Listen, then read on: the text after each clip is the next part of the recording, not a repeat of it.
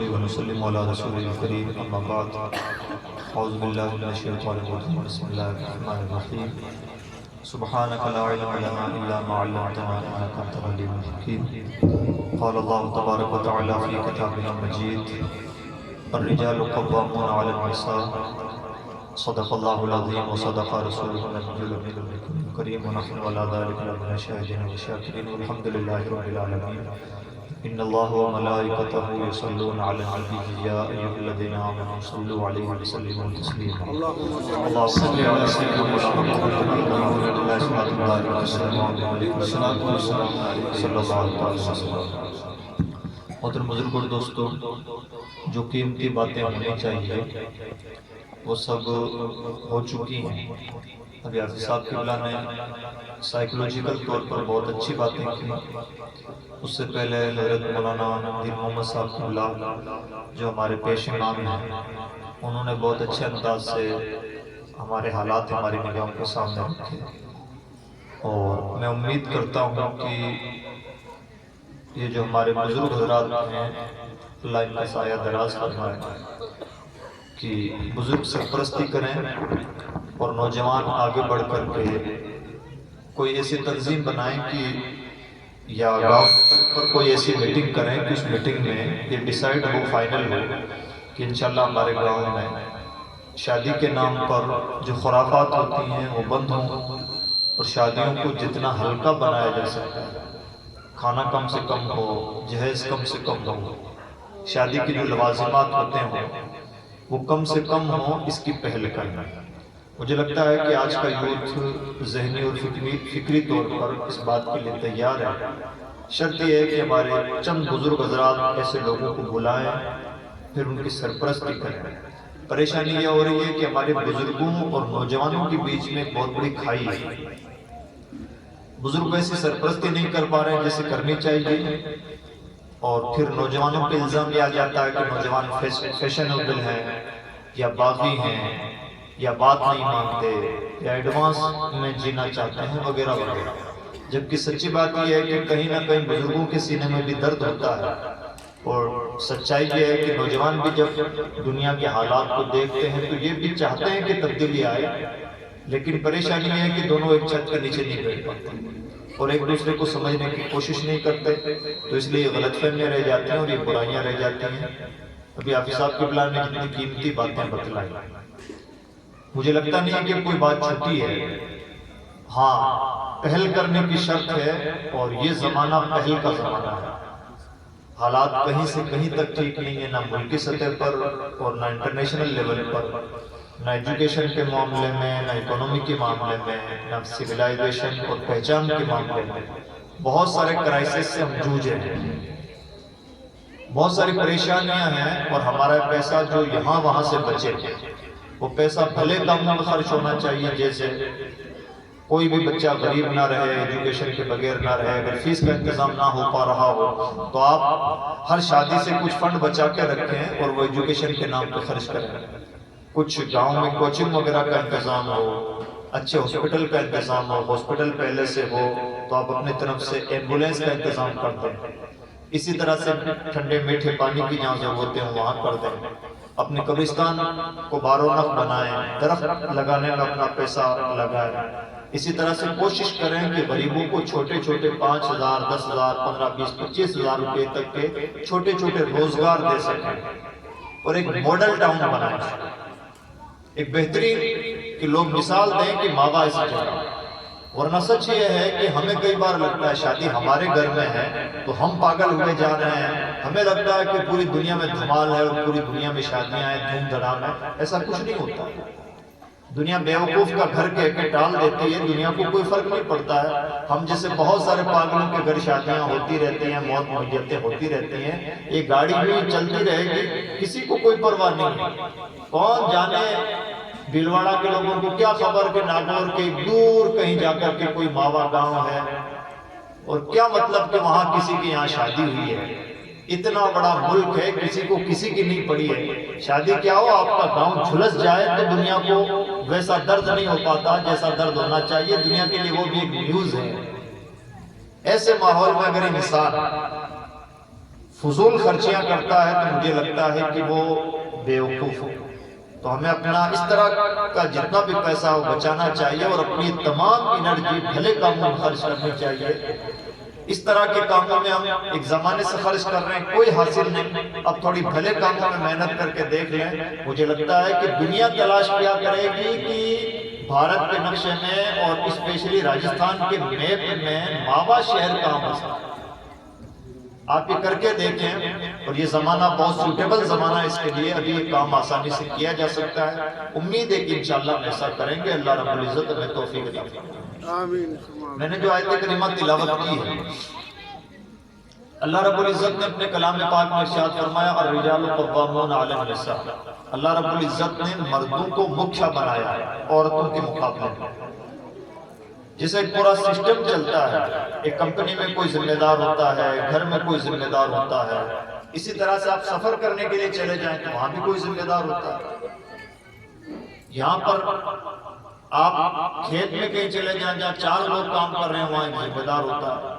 جہاں بھی چند لوگ جمع ہوتے ہیں کوئی ایک ہوتا ہے جو مین پرسن ہوا کرتا ہے۔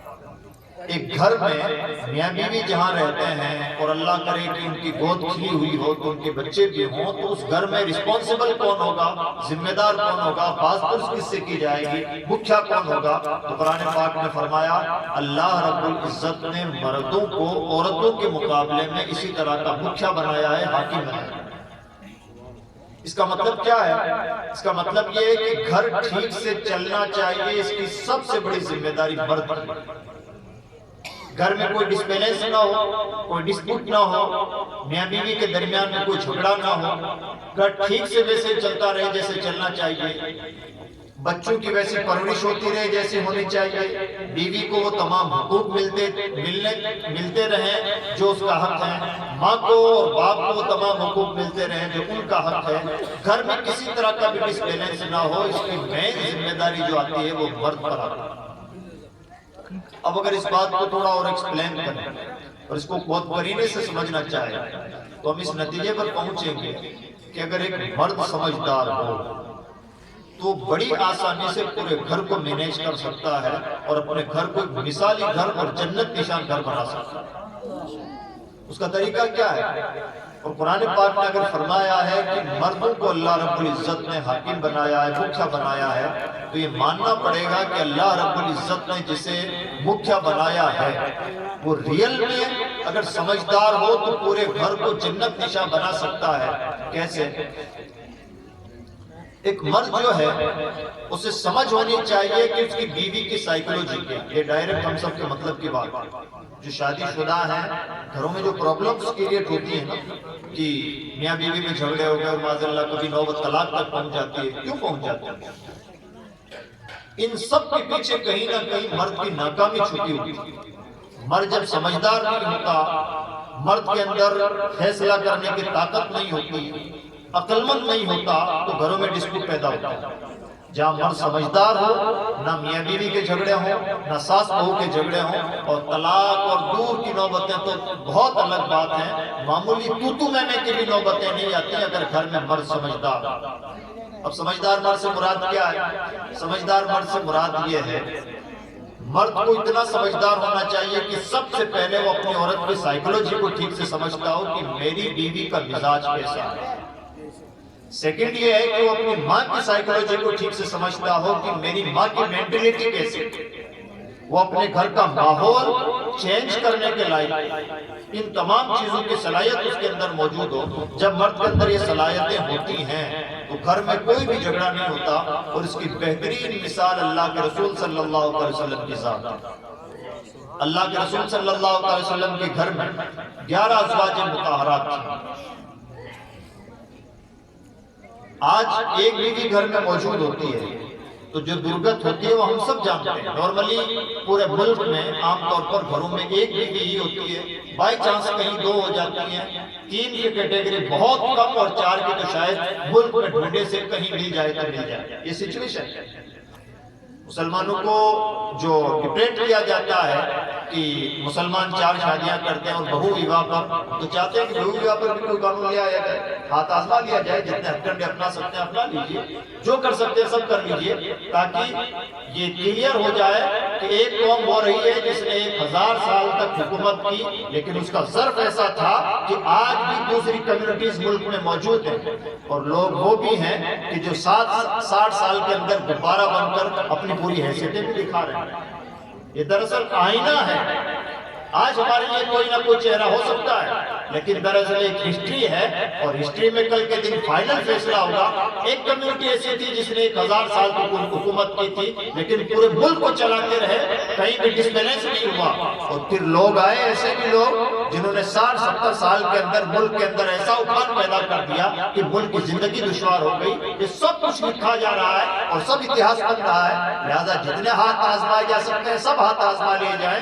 مسلمان کبھی چھوٹی موٹی چیزوں سے ڈرتا نہیں ہے، اس لیے کہ دنیا کے سامنے سب سے بڑا ڈر ہوتا ہے موت کا ڈر، اور محمد عربی کے غلاموں کی خاص نشانی یہ ہے کہ وہ موت سے بھی نہیں ڈرتے۔ اقبال نے کہا ہے کہ فاقہ کش جو موت سے ڈرتا نہیں تھا، روح محمد اس کے بدن سے نکلا۔ ہاں، مسلمان جہاں مرتا ہے وہ ہے اپنے اندر کا شیطان، اپنے اندر کی منافقت۔ مسلمان نہ رہے، اب یہاں مسلمان کی موت ہوتی ہے۔ اگر مسلمان بن کے رہ جائے تو پھر کوئی بھی طاقت مسلمان کا کچھ بھی نہیں بگاڑ سکتا۔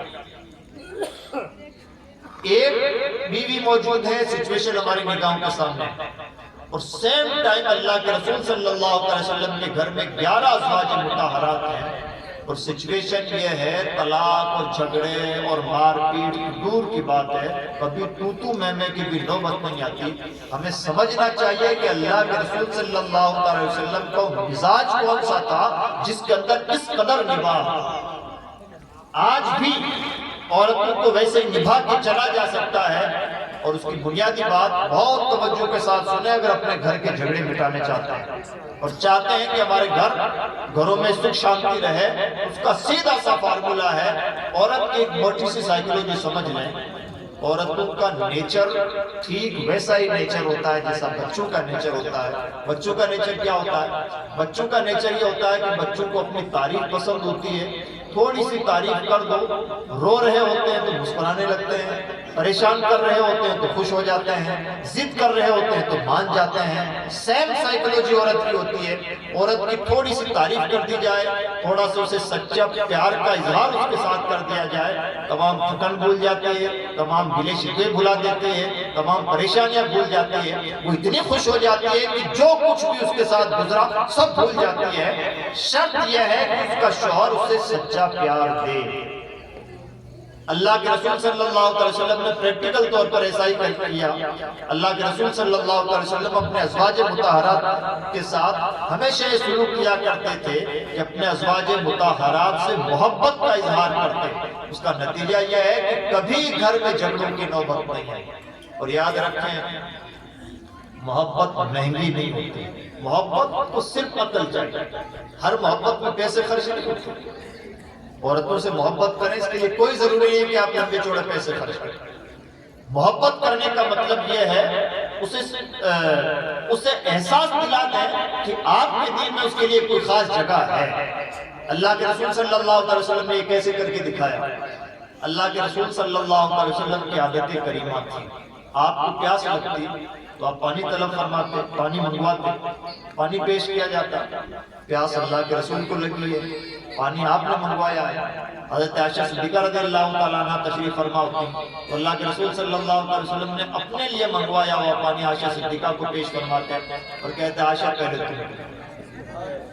حضرت سیدہ عائشہ صدیقہ رضی اللہ تعالیٰ عنہ محبوبہ تھی، پی لیتے۔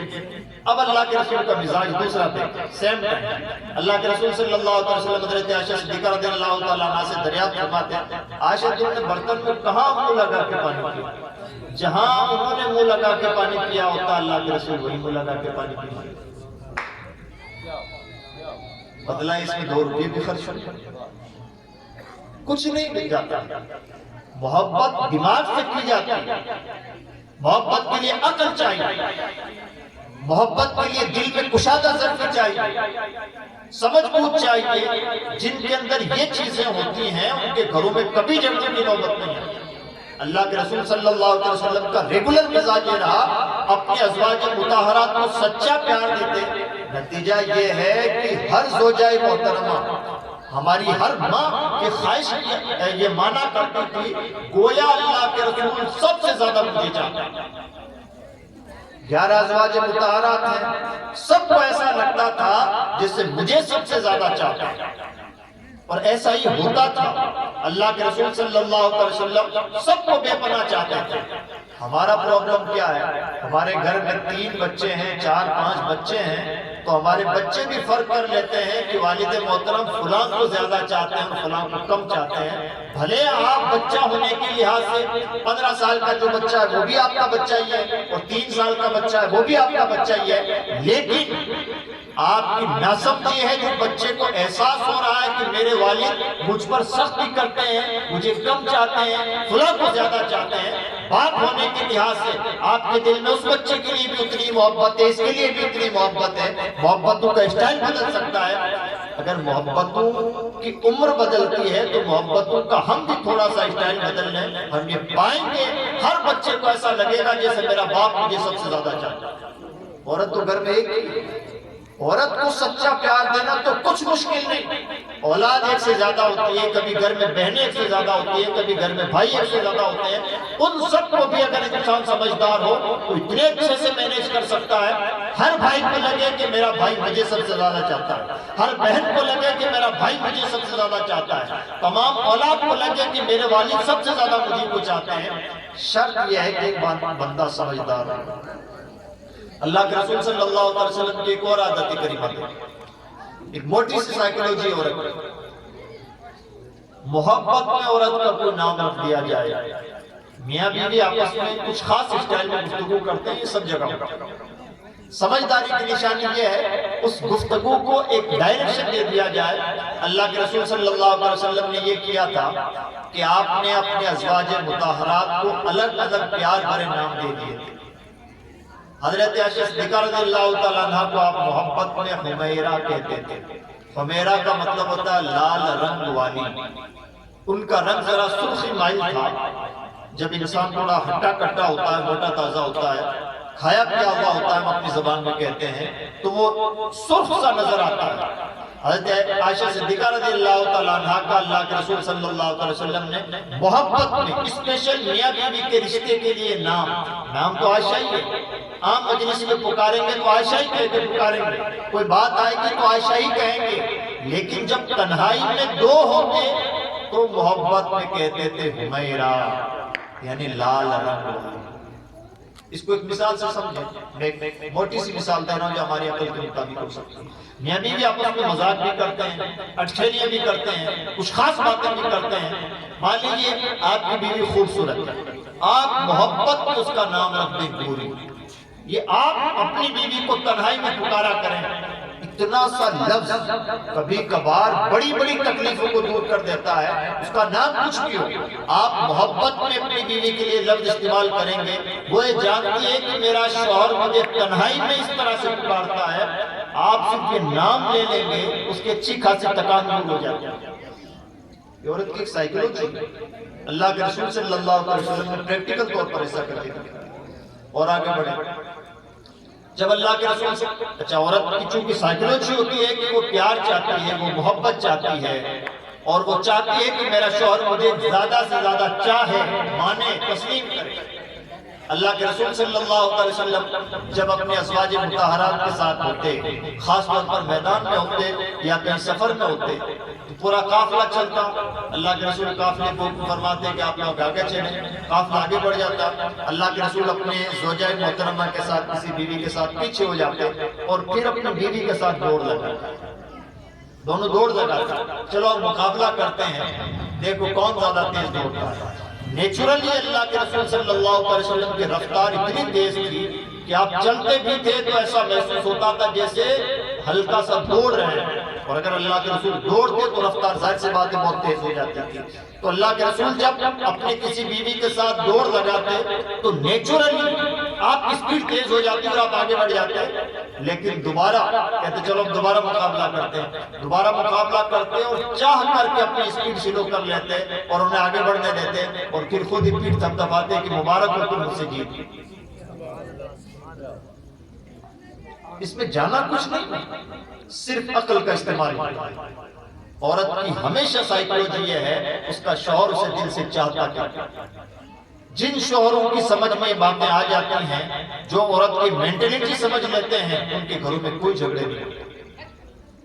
جن شوہروں کو یہ معلوم ہو کہ مجھے ماں کا کتنا ادب کرنا ہے, بیوی سے کتنا پیار کرنا ہے, ان کے گھروں میں کبھی جھگڑوں کی نوبت نہیں آتی.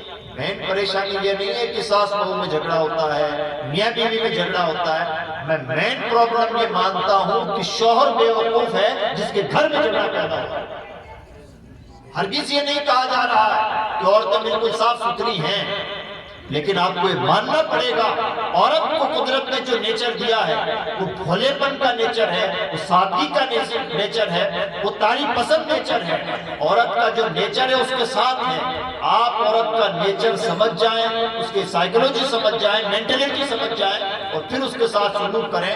عورت کتنی اکھڑ مزاج کی ہو, کتنی جاہل ہو, کسی طرح کی اس کی عقل ہو, آپ یہ پائیں گے کہ آپ کی محبت کی بولی, آپ کی محبت کے لہجے میں کی ہوئی چند تعریفیں عورت کا کلیجہ پلٹ ڈالتی ہیں, عورت کی سچویشن کو تبدیل کر دیتی ہیں. اس کی ایک موٹی سی مثال سمجھو. آپ کے گھر میں بہت سارے مہمان آئے. اب مہمان آنے سے پہلے اس کی تیاری بھی ہوتی ہے, کھانا بنانا, صفائی ستھرائی, جھاڑو پوچھا, کیا کیا ہوتا ہے, اہتمام ہوتا ہے. مان لیجیے آپ کے گھر میں 10 مہمان آئے, اکیلی عورت ہے, اب اسی کو صاف صفائی کرنی ہے, اسی کو ان کے لیے رکھ رکھاؤ کا انتظام کرنا ہے, ٹھہرنے, کھانے پینے, سونے جاگنے, پھر اس کے بعد میں کھان پان کا انتظام کرنا ہے, وہ بھی ایک لمبا چوڑا انتظام. آپ تصور کریں ایک عورت 10 لوگوں کے لیے کھانا بنا رہی ہے, کھانا پانا. میزبان جو مرد ہوتا ہے عام طور پر ہمارے یہاں کلچر ہے, وہ تو میاں بن کے ایک کرسی پہ بیٹھ جاتا ہے, گپ شپ میں باتوں میں مشغول ہو جاتا ہے. اب پورا کام اندر اکیلی عورت کچن میں کر رہی ہے. 4 گھنٹہ 5 گھنٹہ تک مہمانوں کے آنے سے پہلے, آنے کے بعد, آتے ہوئے ہر وقت اسی میں لگی رہتی ہے. کھانا بنایا, اس سے پہلے صفائی کی, اس سے پہلے بستروں کا رکھ رکھاؤ کیا, سب کچھ کیا. 10 مہمانوں کو کھانا کھلا کے فری ہو گئے. اب وہ تھکن سے چور ہو چکی ہے, 1 دن سے 2 دن سے محنت کر رہی ہے, بڑی اس نے محنت کی. آپ کو کچھ نہیں کرنا ہے, اتنا اپنی عورت سے کہتے ہیں کھانا بہت اچھا بنا. یہ 2 الفاظ بول دیں, اس نے جو 2 دن محنت کی تھی, 2 دن کی محنت ضائع ہو جاتی ہے, 2 دن کی محنت دور ہو جاتی ہے, تھکن دور ہو جاتی ہے, بالکل اتنی خوش ہو جاتی ہے کہ اسے لگتا ہے کہ اب میرے اوپر کوئی تھکن نہیں. ایسا سچ ہے یا نہیں؟ مین پرابلم یہ ہے کہ ہم بخیل مردوں کے پاس یہی 2 لفظ نہیں, کھانا بہت اچھا, یہ 2 لفظ نکل ہی نہیں.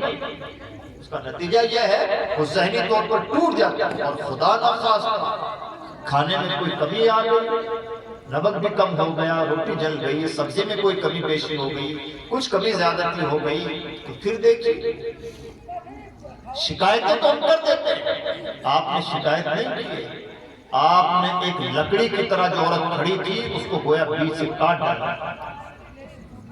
آپ کو تو اتنا سا لگتا ہے, میں نے تو اتنا ہی کہا تھا نمک کم ہو گیا. یہ نمک کم ہونے کا 2 جملے نہیں ہیں, دراصل یہ جملہ نہیں ہے, عورت کے وجود پر آری چلانے کے برابر ہے. آپ کے لیے جملے کی حیثیت رکھتا ہے. یہ آپ کی بے وقوفی ہے, آپ کی سادہ لوئی ہے. سچ یہ ہے کہ عورت کے وجود کو کاٹ کر کے رکھ دیتا ہے ایک جملہ. اور سیم آپ نے تعریف کا جملہ بول دیا, آپ کے لیے چھوٹا سا جملہ ہے جس میں 3 سیکنڈ آپ کو لگے ہیں, لیکن عورت جو ٹوٹ چکی تھی ایسی توانا ہو جاتی ہے کہ اب نئے 10 لوگوں کے لیے کھانا بنانا ہو تو اس کے لیے تیار ہے. یہ سائیکولوجی عورت, سیم سائیکولوجی بچوں کی ہوتی ہے. بچوں کو نہیں دیکھا, بچہ بہت رو رہا ہو, بہت ضد کر رہا ہو, آنسو ٹپک چکے ہو, آپ 2 روپے دے دیجئے, ایک ٹرافی دے دیجئے, ہنسنے لگتا ہے. ہوتا ہے زندگی کے ہمارے لیے کامیڈی ہو سکتا ہے کہ ابھی رو رہا تھا اب ہنسنے لگا ہے, ہمارے لیے ہے، ہم اپنے حساب سے سوچ رہے ہیں نا، وہ تو بچہ ہے۔ کبھی بچہ بن کے سوچئے اس کی سائیکالوجی کیا ہے، وہ ایک لمحے میں خوش ہوتا ہے، ایک لمحے میں غمگین ہوتا ہے۔ آپ ذرا سا تیز آنکھیں کھول کے اسے دکھا دیجئے، رونے لگتا ہے، رو رہا ہو 2 روپے دے دیجئے ہنسنے لگتا ہے۔ ہمیں لگ رہا ہے کہ کیا مذاق ہو رہا ہے، مذاق نہیں ہو رہا ہے میاں، ابھی آپ بیوقوف ہیں جو اس کے بچپن میں جا کے سوچ نہیں پا رہے ہیں۔ سیم سائیکالوجی عورت کی ہوتی ہے، کبھی عورتوں کی طرف جا کے سوچئے عورت کے ذہن میں اس وقت کیا چل رہا ہے۔ ہم کہنے کے لیے تو صفائی دے دیتے صاحب میں نے کون سا برا کیا، میں نے تو صرف اتنا ہی کہا تھا، میں نے تو ایک ہی تھپڑ مارا تھا۔ اچھا آپ نے ایک تھپڑ نہیں مارا تھا، ایک تھپڑ مارنا گویا عورت کا سر قلم کرنا ہے۔ آپ سمجھتے ہیں اس کی عزت کس طرح سے تار تار ہوئی؟ عورت کو کوئی یہ کہہ دے کہ تم نے جو اوڑھ رکھی ہے اس کا رنگ پرانا ہو گیا، وہ پریشان ہو جاتا ہے۔ کیا سینس ہے؟ سچ کہیے تو اس بات کا کوئی مطلب ہی نہیں، پرانا ہو گیا تو ہو گیا، کون سا بڑا نقصان ہو گیا، لیکن اتنی سی بات کا وہ اتنی سیریسلی ٹینشن لے لیتی ہے کہ کبھی کبھار بہت لمبا ٹینشن اسے ہو جاتا ہے۔ آپ نے نہیں دیکھا عورت کو اچانک کوئی خبر سنا دی جائے اسے ٹیک آ جاتا ہے، اس کا کلیجہ بنایا ایسا گیا ہے، کبھی تو اسے ممتا دی گئی ہے۔ کئی دنوں سے سوئی نہ ہو، اس کا بچہ بیمار ہو جائے، آئندہ پھر کئی دن نہیں سوئے۔ ٹھنڈ کے موسم میں جہاں انسان کا لحاظ ادھر ادھر ہو جائے انسان پریشان ہو جاتا ہے، اسے اپنے وجود کی خبر نہیں، بھلے ہر 10 منٹ کے بعد اسے جاگنا پڑے، وہ اپنے چھوٹے سے بچے کو کبھی تکلیف نہیں ہونے دیتی۔ یہ اس کی نرمی ہے، عورت کا کلیجہ اتنا نرم ہے اور بچوں جیسا ہے، یہی اس کی خوبصورتی۔ بچوں کو بڑا بنانے کی کوشش مت کیجیے، بچوں کو بچہ ہی رکھیے، بچپن ہی ان کی خوبصورتی ہے۔ عورتوں کا ذہن، عورتوں کا دماغ، ان کا دل بچوں جیسا ہوتا ہے، یہی عورت کی خوبصورتی ہے۔ اسی خوبصورتی کے ساتھ نباہ کرنے کی کوشش کیجیے۔ اللہ کے رسول نے کتنی لوجیکل بات کہی ہے اور کتنی سائنٹیفک بات کہی ہے، فرماتے ہیں 22 مسئلے سے عورت کو پیدا کیا گیا ہے، بہت زیادہ سیدھا کرنے کی کوشش مت کرو، جیسی ہے ویسا ہی سمجھوتا کرنے کی عادت ہے۔ اللہ کے رسول کا نیچر کیا؟ اللہ کے رسول کا نیچر بالکل کلیئر ہے، اصولوں میں کوئی سمجھوتا نہیں، جو قانون ہے وہ قانون ہے۔ لیکن جب عورت کی بات آئی تو اللہ کے رسول نے فرمایا ٹیڑھی میڑھی بھی ہے تو سمجھوتا کرنے کی کوشش کرو۔ جو نبی کہیں سمجھوتا نہ کرے خود وہ کہیں سمجھوتا کرنے کی بات کہہ رہے ہیں، اس کا مطلب یہ ہے کہ اس کا نیچر بنایا ہی ایسا گیا ہے کہ اس کے ساتھ سمجھوتا کیا جائے۔ آپ عورتوں کے ساتھ ہی فوجی صاحب بن کے رہنا چاہتے ہیں یا پولیس والے بن کے رہنا چاہتے ہیں تو بات کیجئے گا آپ کا گھر برباد ہی ہوگا۔ عورتوں کے ساتھ آرمی مین بن کے مت رہیے، پولیس والے اور فوجی بن کے مت رہیے۔ عورتوں کے سامنے تو ایک چھوٹے سے ایک سمجھدار شوہر بن کے رہیے، آپ یہ پائیں گے کہ آپ کا گھر خوبصورت ہوگا۔ آپ کو صاحب مجھے تو یہ چیزیں پسند نہیں، آپ کو پسند نہیں ہے تو کائنات آپ کے حساب سے نہیں بنائی گئی ہے، آپ کو اپنے رنگ کو کائنات کے سانچے میں ڈھالنا ہے۔ قدرت کے اصول نہیں بدلنے والے ہیں، آپ کو اپنے اصول بدلنے ہیں۔ آپ کو جو چیزیں پسند نہیں ہے اس کی ایک لیمٹ رکھیے، اچھی بات ہے اصول پسند ہونا، لیکن عورتوں کے معاملے میں اتنا زیادہ اصول پسند نہ ہونا اچھی بات ہے کہ اس سے گھر ہی بگڑ جائے۔ اسی لیے مرد کی دوہری ذمہ داریاں، ایک طرف وہ اپنی عورت کا نیچر سمجھے، اس کی سائیکلوجی سمجھے کہ اس وقت میرے مالی جی ساس گھر میں ٹارچر کر رہی ہے، نندیں ٹارچر کر رہی ہے، گھر میں صبح سے شام تک اسے نوکرانی کی طرح کام کرنا پڑ رہا ہے، اور شام کو آپ کو کچھ بھی دکھ درد سنانا چاہتی تھی، جب تک آپ نے بیچ میں بات کاٹ دی یا آپ نے ماں کا فیور کر دیا یا آپ نے اپنے بہن کا فیور کر دیا، اب وہ پھر ٹوٹ کے رہ جاتی ہے۔ ایک ہی امید تھی اسے پورے گھر کر، ساس الگ ٹارچر کر رہی ہے، نندے الگ ٹارچر کر رہی ہیں، ذہنی طور پر پریشر میں ہے، اب ایک امید تھی کہ شوہر تو میری بات سن لے گا، شوہر نے بھی نہ سنی تو بالکل کٹ جاتی ہے، اور پھر نتیجہ کیا ہوتا ہے؟ قرآن پاک میں اللہ رب العزت نے سورہ یوسف میں ارشاد فرمایا ان کیدکن عظیم، عورتیں اگر چالیں چلنے لگے تو پھر وہ چالیں بڑی بھاری پڑ جاتی ہیں۔ پھر عورت اپنا ذہن چلانے لگتی ہے۔ میں یہ اہم ترین بات بتلا رہا ہوں، عورت اپنا ذہن چلانے لگتی ہے تو پھر کیا ہوتا ہے؟ وہ ذہن کبھی جادو کی طرف جاتا ہے معاذ اللہ، کبھی آتم ہتیاؤں کی طرف جاتا ہے، کبھی ڈھونگ کی طرف جاتا ہے کہ میں پاگل بننے کا ڈھونگ کر لوں، میں جنات کا ڈھونگ کر لوں، یا میں کسی میں جادو کروا دوں، یا میں کسی کے درمیان میں تفریقہ پیدا کروا دوں۔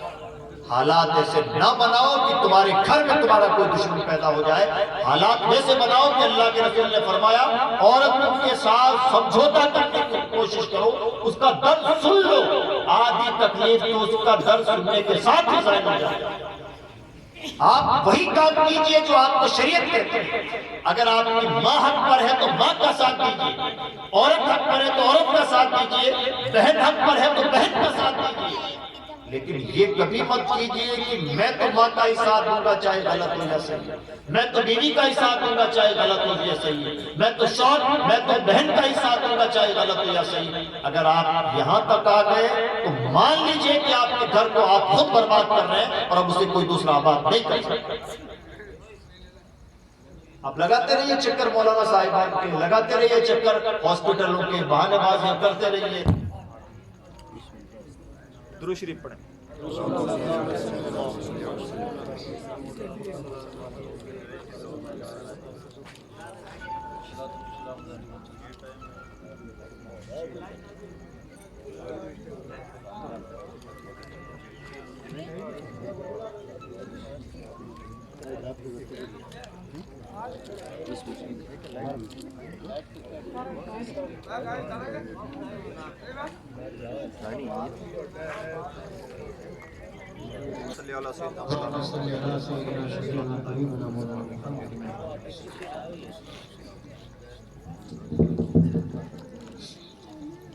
بس 5 منٹ کے اندر اپنی گفتگو سمیٹ دیتے ہیں، پھر انشاءاللہ ہم صلاۃ والسلام پڑھ کے منتشر تھوڑا آگے تشریف لائیں۔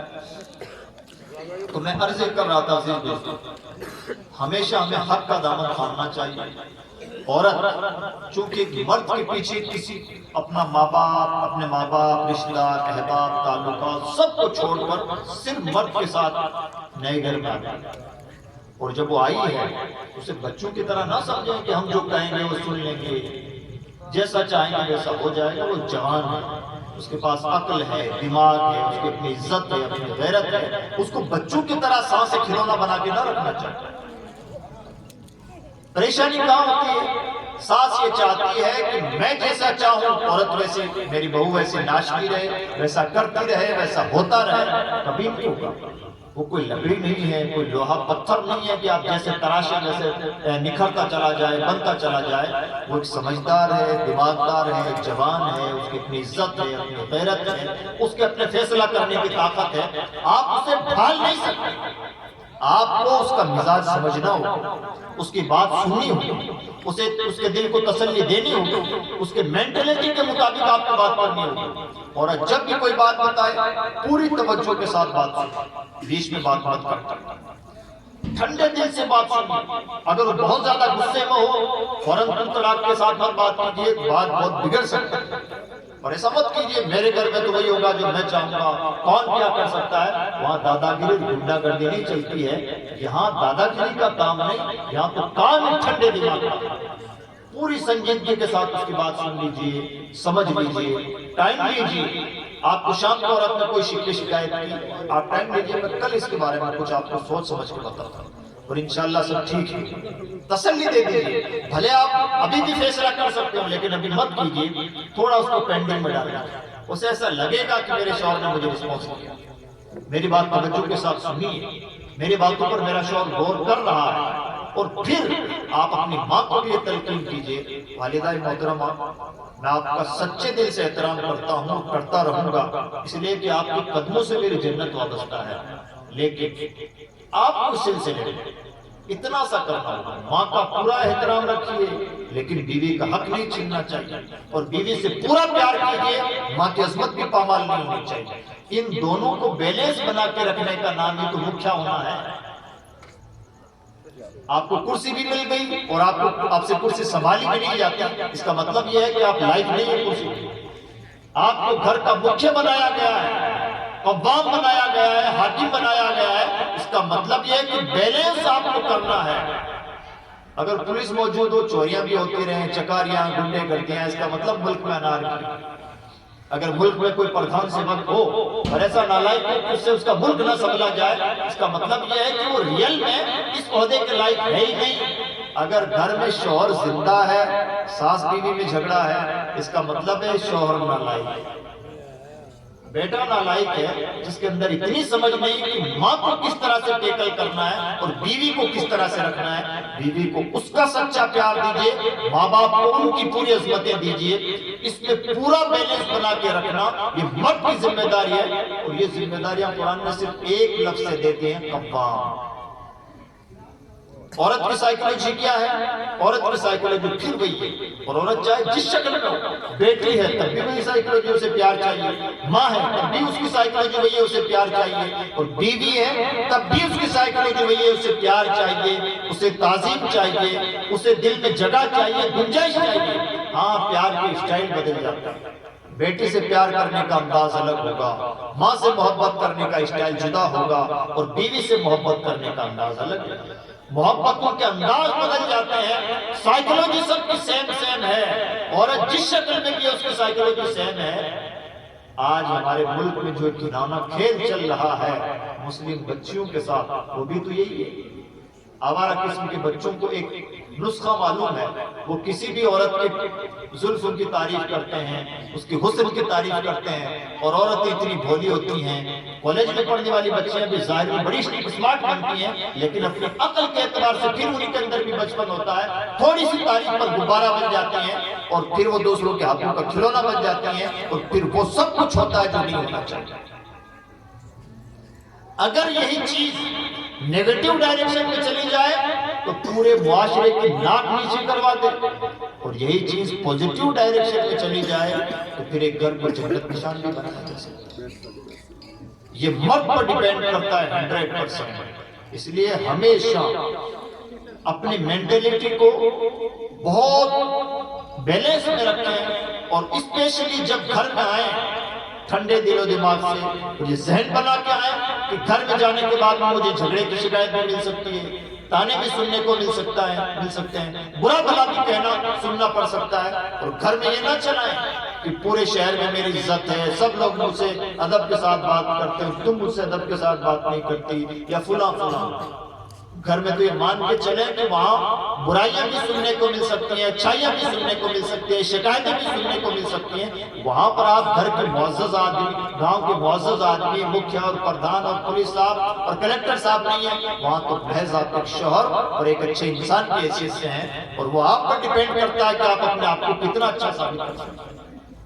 اور دنیا کے سامنے ابھی ہم لوگ آپ کے سامنے 1 گھنٹے کے لیے آئے ہیں، واپس چلے جائیں گے، پھر خدا نہ چاہا تو کبھی ملاقات ہوگی تو ہو جائے گی، نہیں ہوگی تو نہیں بھی ہوگی۔ 1 گھنٹے میں ہم آپ کے سامنے بڑے نیک بن کے رہ جائیں، کوئی مشکل نہیں، بہت پرہیزگار بن کے رہ جائیں، اور آپ 2 دن تک گیت گاتے رہیں، مولانا صاحب بڑے اچھے آدمی تھے، کوئی مشکل نہیں ہے، ڈھونگ بھی کیا جا سکتا ہے، لیکن اپنی بیوی کے سامنے انسان 100% کلیئر ہوتا ہے۔ اسی لیے حدیث پاک میں فرمایا گیا خیرکم خیرکم لأہلی، اے لوگو تم میں سب سے بہتر وہ ہے جو اپنے گھر میں سب سے بہتر ہے۔ باہر تو حوصلہ بھی ہو سکتا ہے، باہر ڈھونگ بازی بھی ہو سکتی ہے، گھر کے اندر یہ سب کچھ نہیں ہوتا۔ اس لیے اپنے آپ کو ہمیشہ گھر میں بہتر بنانے کی کوشش کریں، اور یہ سمجھداری سے پاسبل ہے، اخلاق نبوی سے پاسبل ہے۔ عورت کو سچا پیار کیجئے، امید کرتا ہوں کہ انشاءاللہ ہم اپنے گھروں کو اس اینگل سے سنوارنے کی کوشش کریں۔ اللہ رب العزت کی بارگاہ میں دعا ہے کہ پروردگار ہونے والی شادی کو شادی خانہ آبادی بنائے، اور ہم سب کے گھروں کو جنت نشاں بنائے۔ دوران گفتگو کوئی بات خلاف شرع ہوئی ہو تو ہم تمام حاضرین اپنے رب کی بارگاہ میں توبہ کرتے ہیں۔ نستغفر اللہ تعالی و نتوب الیہ، لا الہ الا اللہ محمد رسول اللہ۔ السلام علیکم ورحمۃ اللہ وبرکاتہ۔